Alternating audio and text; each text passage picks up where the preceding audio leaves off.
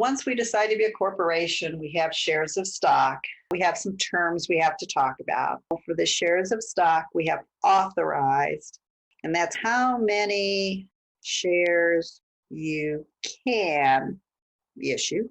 This is usually set when the company starts, and then you can increase or decrease it. And usually it's a big number. The most we think we'll ever have to issue in the whole history of the company, because there needs to be a vote to increase this from all the shareholders. Because again, the more you put out there, the more that stock gets diluted. Issued then is how many you sold in the market. And when we talk about the market here, we're talking about the stock market. We're not talking about Kroger.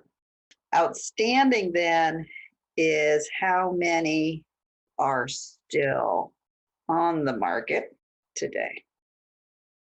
Accounting for, again, the sale of stock is that initial public offering. What most people don't understand is this is the only time, only might be pushing it, that the company gets money from the stock price. I'm going to put main time. When the stock trades from day to day, the company doesn't make anything on that. But this is how we raise our money. Stock usually has something that's called par. Par is a made-up number, and it's really just a dumb number. It has to do with legal stuff that we don't know and we don't care about, but it's just a dumb number. It's usually a very small. So a lot of times you'll see it for a penny, for $1. It's just a legal requirement. The paid in capital in excess of par is just that. So this is any cash that you get above the par value at that IPO. Paid in capital in excess of par. These two together are the price of the stock when you issue it. Say that we're authorized to issue 500,000 shares. There's no journal entry for authorizing. That's just a legal thing again.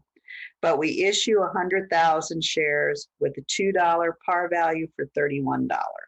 This is our initial public offering. We have cash. We get 100 times 31, so $3 million and $3 million. The par value of that is what common stock goes at. We got to give you the number. So it's 200. The other one goes to paid in capital in excess of par, which is a pain in the neck to write. So most people will abbreviate it.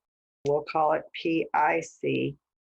Some books will do it this way, where the A stands for additional paid in capital and not pig. Looks like a pig there. Paid in capital in excess of par.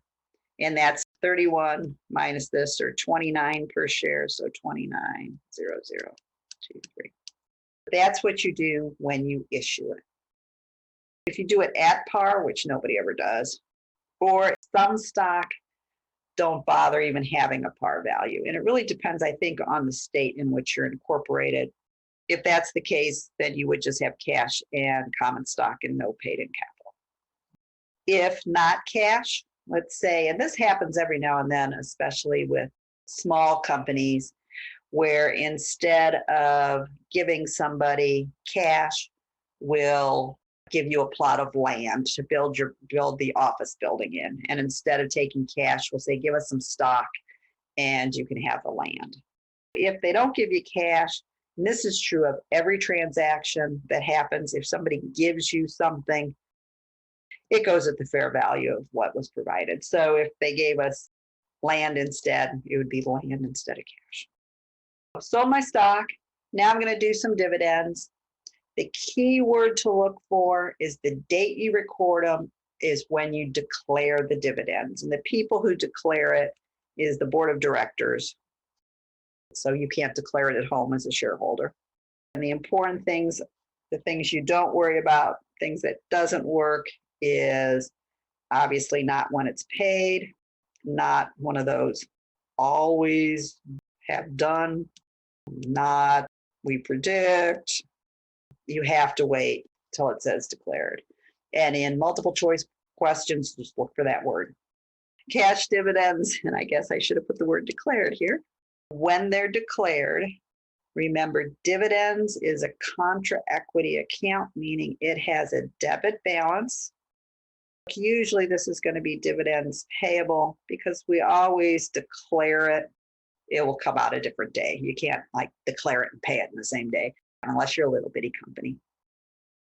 So now we're going to talk about some of the weirdo things or the extra things you can do. What we normally talk about when people just talk about stock, they're talking about the common stock. So if I say I'm going to buy shares of Walmart, I'm going to buy shares of Kohl's, I'm talking about the common stock. I'm going to buy shares of Amazon, Lowe's. That's the common stock. Unless you say otherwise, we're talking common. We can have preferred stock, and preferred stock is just that.